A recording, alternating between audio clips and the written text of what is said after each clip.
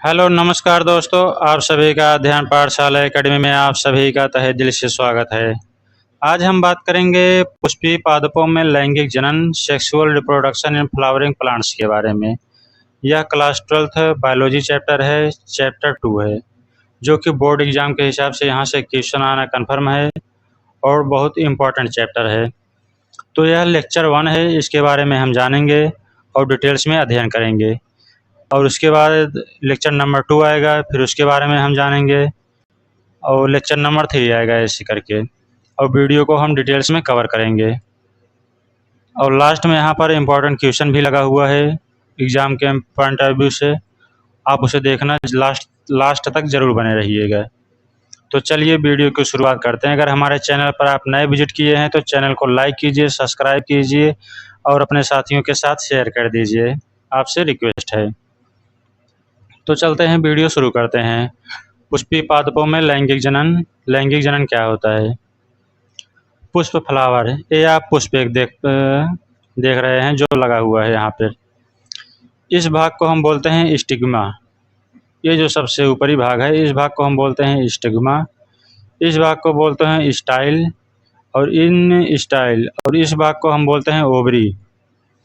Ovary और stigma, इन दोनों को मिलाकर हम बोलते हैं पेस्टिल। पिस्टिल बोलते हैं। ये जो भाग है आप देख पा रहे हैं, इस भाग को पिटल बोलते हैं। ये भाग जो है इसे सिपल बोलते हैं। ये जो भाग है इसे सिपल बोलते हैं, फूल के बगल से निकला हुआ सिपल। इसे हम फिलामेंट के नाम से जानते हैं, इसे एंथर के नाम से जानते हैं। एंथर और फिलामेंट को मिलाकर दोनों भाग को हम स्टेमन कहते हैं। तो चलिए, तो पुष्प के बारे में हम डिटेल्स में अध्ययन करते हैं, क्या कैसे होते हैं। इस वीडियो में हम मुख्य बिंदु कवर करेंगे। Introduction and pre fertilization structure, इनके परिचय के बारे में और पूर्व फर्टिलाइजेशन स्ट्रक्चर के बारे में, निषेचन की प्रक्रिया के बारे में इस वीडियो में जानेंगे।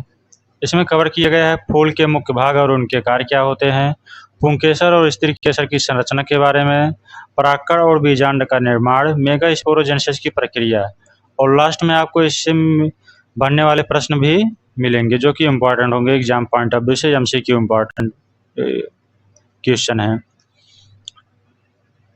आगे बात करते हैं और शुरू करते हैं इंट्रोडक्शन के परिचय के बारे में बात करते हैं पुष्पों के। पुष्प क्या होते हैं? पौधों में लैंगिक जनन में नर और मादा जननांगों का उपयोग होता है। क्या? पौधों में जो होता है लैंगिक जनन और नर और मादा जननांगों का उपयोग होता है, जिससे नए पौधे का निर्माण होता है, जिससे नए पौधे न्यू प्लांट का फॉर्मेशन होता है। यह प्रक्रिया पौधे की प्रजातियों को बनाए रखने और विविधता को जन्म देती हैं। ये जो पौधे होती हैं प्रजातियों को बनाए रखने के लिए और इनकी जो विविधता होती है उन्हें जन्म देती हैं, बनाने के लिए हेल्प करती हैं। आप इस भाग को भी यहाँ देख पा रहे होंगे, एंथर। इस भाग को एंथर बोलते हैं। फिलामेंट यहाँ प्रेजेंट है, फिलामेंट और एंथर को मिलाकर स्टेमन बोलते हैं। यहाँ स्टिग्मा प्रेजेंट है, सबसे ऊपरी भाग को देख पा रहे होंगे। स्टिग्मा, स्टाइल, ओवरी, इनको मिलाकर पेस्टिल बोलते हैं, जो कि पार्ट्स ऑफ फ्लावर, इनके फूलों के भाग हैं। आगे हम बात करते हैं फूल की संरचना, स्ट्रक्चर ऑफ फ्लावर के बारे में। फूल पौधे का प्रजनन अंग होता है जो प्रजनन की प्रक्रिया में मुख्य भूमिका निभाता है। इसकी संरचना 4 प्रमुख भागों से मिलकर बनी होती है। जो इनकी संरचना है फूल की, इनके 4 मुख्य भागों से मिलकर बनी होती हैं। आप देख पा रहे हैं, इन भाग को हम बोलते हैं स्त्री केसर। इस भाग को स्त्री केसर बोलते हैं। ये जो भाग है इसे पुंकेसर बोलते हैं। इसे हम दलपुंज कहते हैं, दलपुंज। जो आपको वहाँ दिखा रहे थे, ये भाग जो यहाँ से निकला हुआ है कैलिस तरह से, हम बाह्य दलपुंज के नाम से जानते हैं, बाह्य दलपुंज के नाम से जानते हैं। ये भी बाह्य दलपुंज है। अब इनके 4 भाग कौन कौन से हैं? एक बाह्य दलपुंज हो गया, एक दलपुंज, पुंकेसर और स्त्री केसर, सिपल्स, पिटल्स, स्टेमन और कार्पल, पिस्टिल। इन 4 भागों, प्रमुख 4 भागों में बटा होता है। आगे हम इनको डिटेल्स में बात करते हैं। जननांगों के आधार पर पुष्प के प्रकार। बात करते हैं जननांगों के आधार पर पुष्प के प्रकार कितने प्रकार? 2 प्रकार के होते हैं। एक उभयलिंगी पुष्प होते हैं जो बाइसेक्सुअल फ्लावर कहलाते हैं। ऐसे फूल जिनमें नर पुंकेसर और मादा स्त्री केसर दोनों अंग होते हैं। जो हमारे बाइसेक्सुअल फ्लावर होते हैं वे ऐसे फूल होते हैं जिनमें नर और मादा दोनों मतलब पुंकेसर और स्त्री केसर दोनों अंग होते हैं, तो उन्हें हम बाइसेक्सुअल फ्लावर कहते हैं। एग्जाम्पल में गुलाब है, गुलाब में जो होते हैं स्त्री केसर और पुंकेसर दोनों उपस्थित होते हैं, इसलिए इसे हम बाइसेक्सुअल फ्लावर में आता है। एक लिंगी पुष्प कौन होते हैं? यूनिसेक्सुअल फ्लावर कौन होते हैं? जिन फूलों में केवल पुंकेसर या स्त्री केसर होता है। जिन फूलों में केवल फूल स्त्री केसर और पुंकेसर में से केवल एक प्रेजेंट होता है, उसे हम यूनिसेक्सुअल में आता है। एग्जाम्पल में कद्दू, नर और मादा पुष्प अलग अलग होते हैं। इसमें आप कद्दू एग्जाम्पल ले सकते हैं। कद्दू जो होता है इसमें नर और मादा पुष्प अलग अलग होते हैं। अब हम आगे बात करते हैं बाह्य दलपुंज क्या होता है। अब उनके प्रकार के टाइप को डिटेल्स में अध्ययन करते हैं। बाह्य दलपुंज क्या होता है? यह फूल का सबसे बाहरी हिस्सा होता है जिसमें हरे रंग के छोटे छोटे दल होते हैं।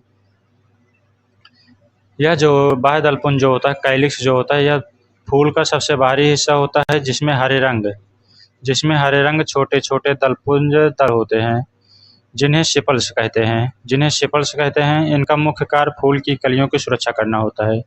जो बाह्य दलपुंज होते हैं इनका मुख्य कार्य होता है कि जो फूल लगे हुए होते हैं उनके कलियों को सुरक्षा करना होता है, आप जिन्हें सिपल्स कहते हैं। सिपल्स आप यहाँ पर देख पा रहे होंगे कहाँ प्रेजेंट है सिपल्स?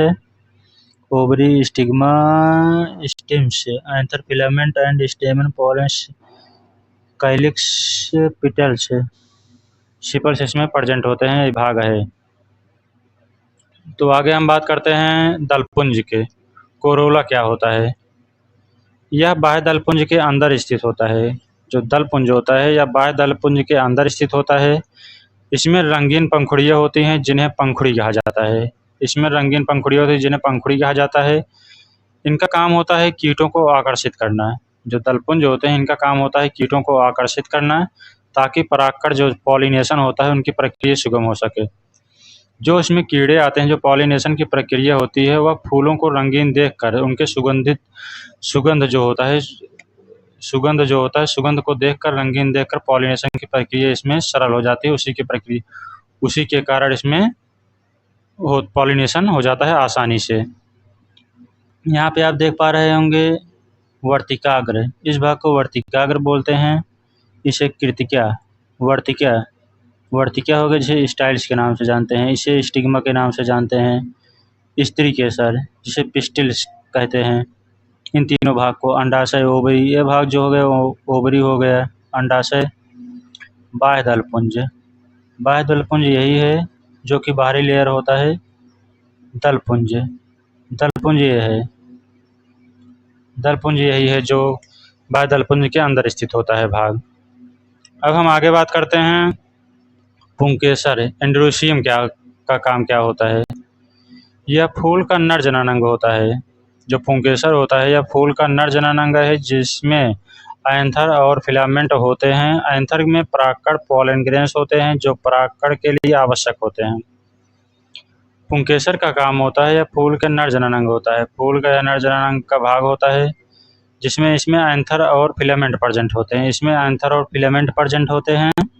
एंथर में परागकण पॉलन ग्रेन्स होते हैं जो परागकण के लिए आवश्यक होते हैं, परागकण के लिए जो आवश्यक करने का काम करते हैं। एंथर आप देख पा रहे हैं यहाँ प्रेजेंट है। एंथर ये हो गए जो कि परागकण के लिए पॉलन ग्रेन्स के लिए सहायता प्रदान करते हैं। और फिलामेंट यहाँ भी प्रेजेंट है। एंथर और फिलामेंट को मिलाकर स्टेमन ऑफ द एंड्रोसियम के नाम से जानते हैं। इन दोनों को एंड्रोसियम के नाम से जानते हैं। आगे हम बात करते हैं स्त्री केसर, गायनोसियम के बारे में। चौथा नंबर क्या है? स्त्री केसर का काम क्या होता है? यह फूल को मादा जननांग है। यह फूल का जो भाग है यह मादा जननांग का अंग है, इस नाम से इसे जानते हैं। जिसमें वर्तिका, स्टिग्मा, वर्तिकाग्र और अंडाशय होते हैं। अंडाशय में बीजांड ओव्यूल्स होते हैं। इस भाग में जो स्त्री केसर जो होते हैं इसमें 3 भाग प्रेजेंट होते हैं। स्टिग्मा, वर्तिकाग्र, अंडाशय और वर्तिका, इन तीनों भाग को मिलाकर हम गायनोसियम या स्त्री केसर के नाम से जानते हैं। अंडाशय में बीजांड ओव्यूल्स होते हैं। जो अंडाशय होता है उसमें ओव्यूल्स प्रेजेंट होते हैं। अब हम आगे बात करते हैं पुंकेसर की संरचना, स्ट्रक्चर ऑफ स्टेमन क्या होते हैं। बात करते हैं पुंकेसर का, तो पुंकेसर स्टेमन फूल नर जनन अंग होता है। जो पुंकेसर है वह फूल का नर जनन अंग होता है। इसकी संरचना दो मुख्य भागों से बनी होती है। जो स्टेमन है वह फूल का नर जनन अंग होता है। इसकी संरचना दो मुख्य भागों से बनी होती है। नंबर एक, एंथर। एंथर में क्या प्रोसेस है, यह पुंकेसर का शीर्ष भाग होता है। जो एंथर होता है यह पुंकेसर का शीर्ष भाग होता है। इसमें परागकोश होते हैं, इसमें परागकोश प्रेजेंट होते हैं। एंथर के अंदर 4 थैलीनुमा परागकोश होते हैं। एंथर के अंदर जो होते हैं 4 थैलीनुमा परागकोश प्रेजेंट होते हैं, जिनमें परागकण पॉलन ग्रेन्स बनते हैं और संग्रहित होते हैं। इनमें पॉलन ग्रेन्स और परागकण और बनते हैं और संग्रहित इकट्ठा होते हैं। जब फूल परिपक्व हो जाता है, जब फूल की परिपक्वता अवस्था आ जाती है, तब एंथर खुलता है और परागकण बाहर निकलते हैं। इसमें जब फूल की परिपक्व अवस्था आ जाती है, मैच्योरिटी एज आ जाता है, तो वह परागकण बाहर निकलते हैं। जो परागकण पॉलिनेशन की प्रक्रिया में भाग लेते हैं, तब ये पॉलिनेशन की प्रक्रिया में भाग लेते हैं, इसी को हम बोलते हैं एंथर। अब आगे हम बात करते हैं, यहाँ आप फिगर के माध्यम से देख लीजिए।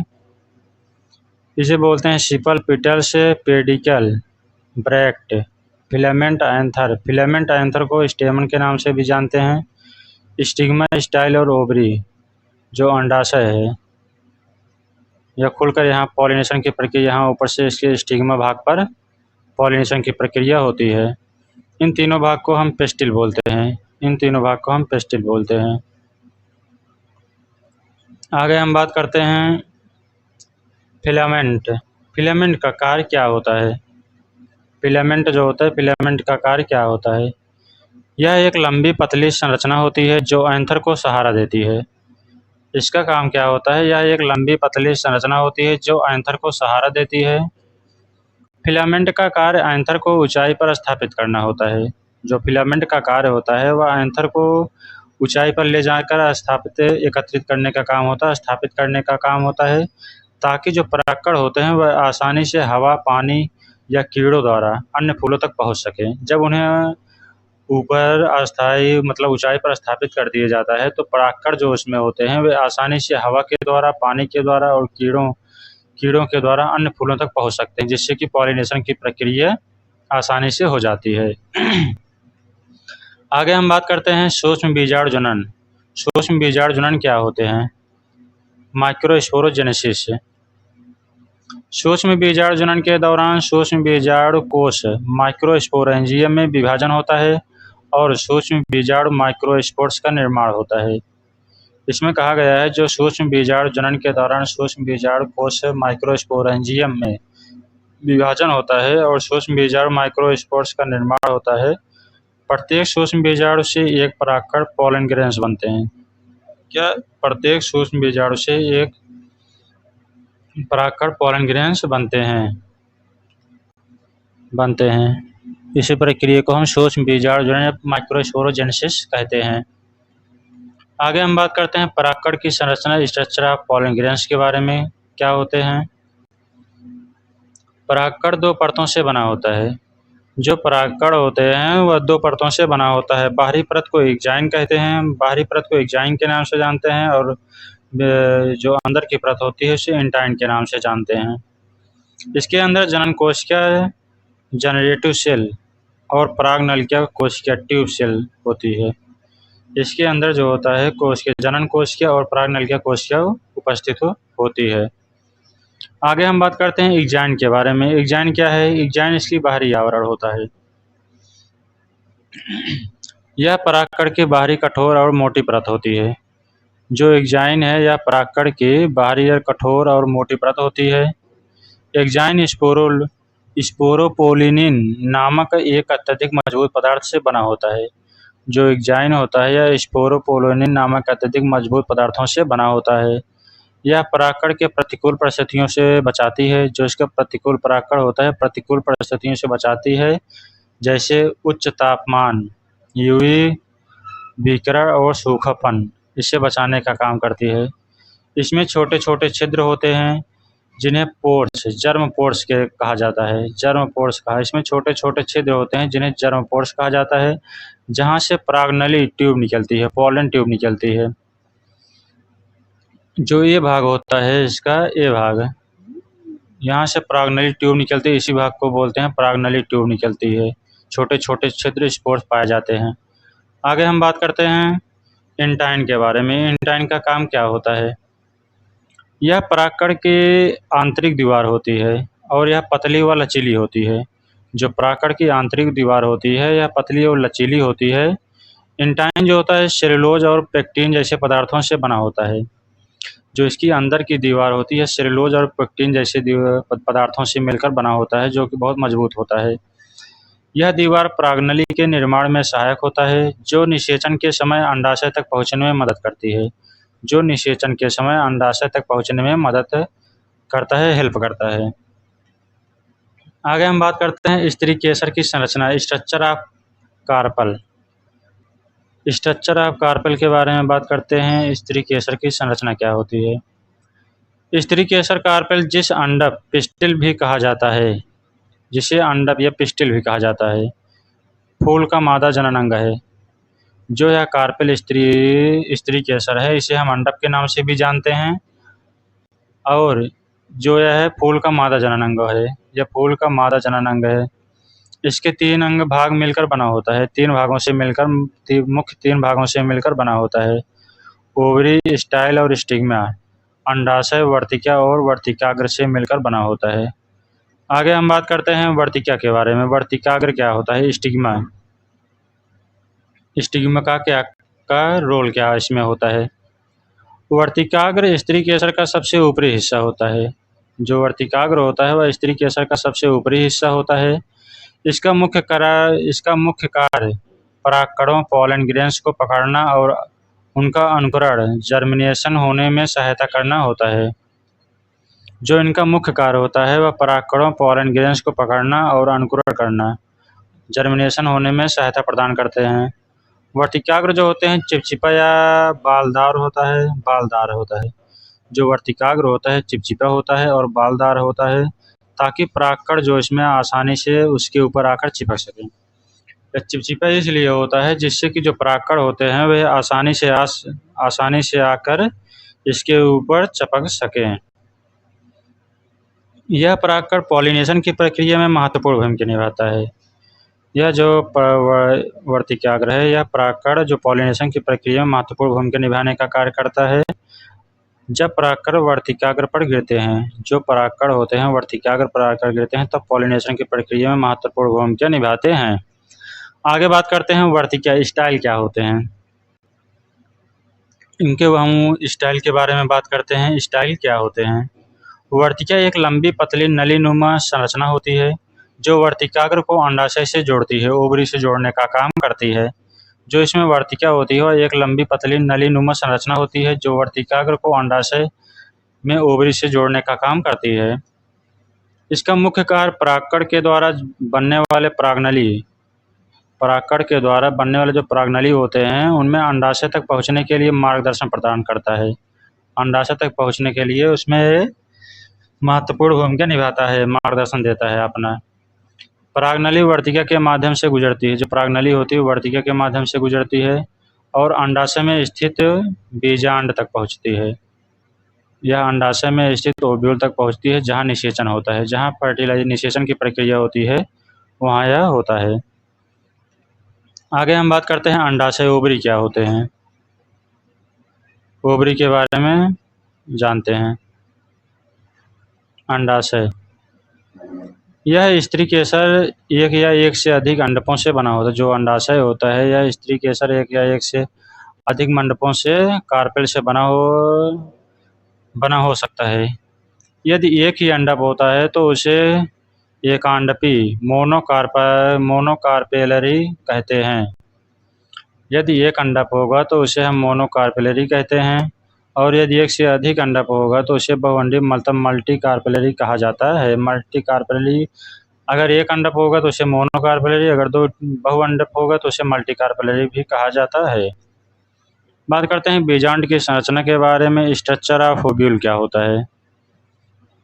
स्ट्रक्चर ऑफ ओव्यूल के बारे में जानते हैं। ये आप देख पा रहे हैं कि बीजांड की स्ट्रक्चर संरचना है। स्ट्रक्चर ऑफ ओव्यूल का स्ट्रक्चर आपको यहाँ पर विजुअल कम हो रहा होगा, लेकिन आप लोग ध्यान से देखेंगे तो दिखाई देगा। यहाँ पर ये निभाग पर्जेंट है, इस भाग को बोलते हैं, इसे ध्रुवीय केंद्रक, ये जो दो न्यूक्लियस आपको दे रहे हैं, इसे ध्रुवीय केंद्रक बोलते हैं। अंडकोशिका है, इस भाग को हम अंडकोशिका के नाम से जानते हैं। यहाँ बीजांड द्वार, ये खुला हुआ भाग को बीजांड द्वार कहते हैं। भ्रूण कोश का निर्माण हो रहा है यहाँ पर संवाहन पुल है। ये बीजांड वृंत, ये जो भाग बाहरी लेयर है इसे बीजांड वृंत के नाम से जानते हैं। अब इसको हम देखते हैं यहाँ पर बीजांड क्या है। बीजांड जो है फूल के मादा जननांग अंडाशय ओवरी के भीतर पाया जाता है। जो बीजांड ओव्यूल होता है फूल के मादा जननांग अंडाशय के भीतर पाया जाता है और यह पौधों के लैंगिक प्रजनन में महत्वपूर्ण भूमिका निभाता है। जो पौधे होते हैं उसमें सेक्सुअल रिप्रोडक्शन में महत्वपूर्ण भूमिका निभाते हैं। निषेचन के बाद बीजांड द्वारा सीड का विकसित होता है। जब निषेचन की प्रक्रिया हो जाती है तब बीजांड सीड विकसित हो जाती है। इसमें कई प्रमुख घटक होते हैं, इसमें कई प्रमुख घटन होते हैं। आप यहाँ पर देख पाएंगे अब आसानी से ध्रुवीय केंद्रक पर्जेंट है। यहाँ पर अंडकोशिका, सहायक कोशिकाएं, इन दोनों भाग को सहायक कोशिकाएं बोलते हैं। संवाहन पुल यहाँ पर प्रेजेंट है बीजांड वृंत के नाम से, बाहरी इन लेयर को बीजांड वृंत से, इस खुला हुआ भाग को बीजांड द्वार के नाम से जानते हैं। और अंड कोशिका और सहायक कोशिका को बोलते हैं अंड समुच्चय, इन दोनों को अंड समुच्चय कहते हैं। इस भाग को हम निभाग के नाम से जानते हैं। यहाँ पर बीजांडकाय प्रेजेंट है। अध्यावरण, प्रतिमुखी कोशिकाएं, भ्रूण कोश प्रेजेंट हैं। आगे हम बात करते हैं बीजांड कोड, इंटेगुमेंट्स क्या होते हैं। बीजांड की बाहरी परतों को बीजांड की जो बाहरी परत होती है इसे कोट, इंटेगुमेंट कहा जाता है। जो बीजांड की बाहरी लेयर होती है इसे इंटेगुमेंट कहा जाता है, जो बीजांड की सुरक्षा प्रदान करने में सहायक करती है। बीजांड कोट के अंत में एक छोटा छिद्र होता है। बीजांड कोट के अंत में उसका जो अंत होता है इसमें एक छोटा छिद्र देखने को मिलता है जिसे सूक्ष्म रंध्र, माइक्रोपाइल्स कहा जाता है, जो निषेचन के समय परागनली पॉलन ट्यूब के प्रवेश के लिए रास्ता प्रदान करती है। जो इसमें निषेचन के समय परागनली होती है, पॉलन ट्यूब, उसमें प्रवेश के लिए रास्ता प्रदान करने का मदद करती हैं। ये देख बीजांड कोड इंटेगुमेंट यहाँ पर प्रेजेंट है। इनर इंटेगुमेंट है जो कि रास्ता देने का काम कर रही है, इसी को बोलते हैं इंटेगुमेंट। इस भाग को प्रेजेंट है। माइक्रोपाइल यहाँ प्रेजेंट है, देख माइक्रोपाइल यहाँ से प्रवेश करके इंटेगुमेंट के द्वारा इसे होकर प्रवेश करता है। आगे हम बात करते हैं न्यूक्लियस के बारे में। इनका भाग 2 न्यूक्लियस, इसमें जो होते हैं कोट के भीतर बीजांड का मुख्य भाग न्यूक्लियस होता है। जो कोट के भीतर होता है बीजांड होता है, बीजांड का मुख्य भाग न्यूक्लियस होता है, जो एम्ब्रियोसैक को घेरता है, जो भ्रूणकोश को घेरता है। यह पौधे की पोषक ऊतक न्यूट्रिएंट्स की टिश्यू होती है और बीजांड के विकास के लिए आवश्यक पोषण प्रदान करती है। इसमें जो बीजांड की प्रक्रिया होती है, बीजांड की प्रक्रिया के विकास के लिए आवश्यक पोषक प्रदान करने, न्यूट्रिएंट्स प्रदान करने के लिए सहायक होता है, पोषक तत्व प्रदान करता है। बात करते हैं एम्ब्रियोसैक, भ्रूणकोश का काम क्या होता है। भ्रूणकोश जो होते हैं यह न्यूक्लियस के भीतर का भाग होता है जहां मादा युग्मक फीमेल गैमेट स्थित होते हैं और भ्रूणकोश एम्ब्रियोसैक कहलाता है। यह एम्ब्रियोसैक कहलाता है इस प्रक्रिया को। आगे हम बात करते हैं मेगास्पोरोजेनेसिस का काम क्या है। मेगास्पोरोजेनेसिस एक प्रक्रिया है। मेगास्पोरोजेनेसिस एक प्रक्रिया है जिसमें स्त्री जनन कोशिकाएं, फीमेल गैमेट्स विकसित होती हैं। जो मेगास्पोरोजेनेसिस एक प्रक्रिया है जिसमें स्त्री जनन कोशिकाएं जो होती हैं वह विकसित होती हैं। यह प्रक्रिया फूले वाले पौधों एंजियोस्पर्म्स का बीजांड ओव्यूल में होता है, बीजांड के ओव्यूल में प्रेजेंट होता है। मेगास्पोरोजेनेसिस एक मेगास्पोर्स एक मेगास्पोर से शुरू होता है। एक मेगास्पोर से मेगास्पोरोसाइट से शुरू होता है।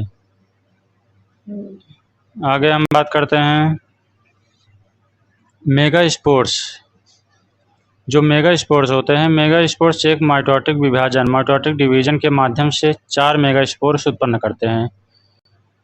जो मेगास्पोर्स फॉर्मेशन करते हैं वो माइटोटिक डिवीजन करके 4 मेगास्पोर्स उत्पन्न करते हैं और 4 में से केवल 1 मेगास्पोर जीवित रहते हैं, बाकी 3 विघटित हो जाते हैं। यहाँ पर आप देख पा रहे होंगे 4 मेगास्पोर जीवित रहते हैं, जिनमें से 1 डीजेनरेट हो जा रहा है। जहाँ से 3 विघटित हो जाते हैं, बाकी डीजेनरेट हो जा रहा है। जीवित कोशिकाएं जो होती हैं, जीवित मेगास्पोर आगे माइटोटिक विभाजन करके भ्रूणकोश एम्ब्रियोसाइक का निर्माण करते हैं। इसमें जो जीवित मेगास्पोर होती हैं आगे माइटोटिक विभाजन करके वो भ्रूण एम्ब्रियोसाइक का निर्माण करते हैं। आगे हम बात करते हैं भ्रूणकोश की। यहाँ पर इसी के आगे भ्रूणकोश जो होता है यह 7 कोशिकाएं और 8 नाभिक होते हैं, जिनमें एक अंडाणु कोशिका, 2 सहायक कोशिकाएं, 3 एंटीपोडल कोशिकाएं और 2 ध्रुवीय नाभिक शामिल होते हैं। परसेंट होते हैं इतना। भ्रूणकोश के निषेचन के लिए तैयार होता है जब परागकण पोलन ग्रेन्स उसके पास पहुंचते हैं। जो भ्रूणकोश निषेचन के लिए तैयार होता है जब परागकण पोलन ग्रेन्स होता है उसके पास पहुंचते हैं, तब वह भ्रूणकोश निषेचन के लिए तैयार रहता है, रेडी रहता है। आगे हम बात करते हैं, तो यहाँ से इससे बनने वाले क्वेश्चन हैं दोस्तों, आप सब इसका आंसर का जवाब कमेंट बॉक्स में जरूर दीजिएगा। क्वेश्चन नंबर 1 है, पुष्प का कौन सा भाग पुरुष जनन अंग है? ऑप्शन नंबर 1 पुंकेसर, ऑप्शन नंबर 2 स्त्री केसर, option number 3 बीजांड, option number 4 भ्रूणकोश।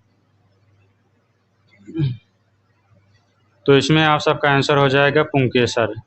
Option number 1 the right answer. ये आंसर आपका सही पुंकेसर। पुष्प का कौन सा भाग पुरुष जनन अंग है? पुंकेसर है। आगे हम बात करते हैं सूक्ष्म बीजाणु जनन। सूक्ष्म बीजाणु जनन माइक्रोस्पोरोजेनेसिस की प्रक्रिया में कितने परागकण पोलन ग्रेन्स उत्पन्न होते हैं? 1, option number 2, option number 3, option number D 4। तो कितने आप सब बताइए? तो ऑप्शन नंबर डी ये क्वेश्चन द राइट आंसर है। आगे हम बात करते हैं क्वेश्चन नंबर 3 के बारे में। बीजांड जो होते हैं, बीजांड ओव्यूल में मेगास्पोर्स की संख्या कितनी होती है? बीजांड में मेगास्पोर्स की संख्या कितनी होती है? ऑप्शन नंबर में 1, 2, 3, 4। कौन सा ऑप्शन इसमें से सही है, आप सब बताइए। तो इसमें द राइट आंसर है option number D. Option number D is the right answer. Option number 4 right answer है। तो हम आगे बात करते हैं ऑप्शन नंबर 4 पे। भ्रूणकोश एम्ब्रियोसाइक में कितनी कोशिकाएं होती हैं? जो भ्रूणकोश होता है एम्ब्रियोसाइक में कितनी कोशिकाएं होती हैं? ऑप्शन नंबर 1 5, डी 6, 7 और 8 है। इसमें आप सब बताइए कौन सा आंसर सही राइट आंसर है। तो इसमें से आपको राइट आंसर देखने को मिले option number C. Option number C is the right answer. तो हम आगे बात करते हैं ऑप्शन नंबर 5 से। परागकण पॉलिनेशन की प्रक्रिया में किसका योगदान होता है? जो परागकण होता है, परागकण की प्रक्रिया में किसका योगदान सबसे महत्वपूर्ण होता है, उसको आपको बताना है। जल, वायु, कीट, उपरोक्त सभी। इसमें आप सबका आंसर बताइए।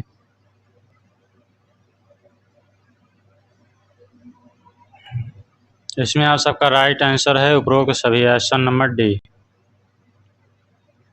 Right answer. अब आगे हम बात करते हैं तो दोस्तों वीडियो यहीं पर समाप्त होता है। वीडियो कैसा लगा आप सब कमेंट में ज़रूर बताइएगा। नेक्स्ट वीडियो में हम बात करेंगे परागकण और निषेचन की प्रक्रिया के बारे में। अगला वीडियो इस टॉपिक पर आएगा और इसको हम डिटेल्स में अध्ययन करेंगे। तो अगर आप सब हमारे चैनल पर नए विजिट किए हैं तो चैनल को सब्सक्राइब कीजिए, लाइक कीजिए और अपने साथियों के साथ शेयर कीजिए। मिलते हैं नए वीडियो के साथ, तब तक के लिए धन्यवाद। आप सब स्वस्थ रहिए।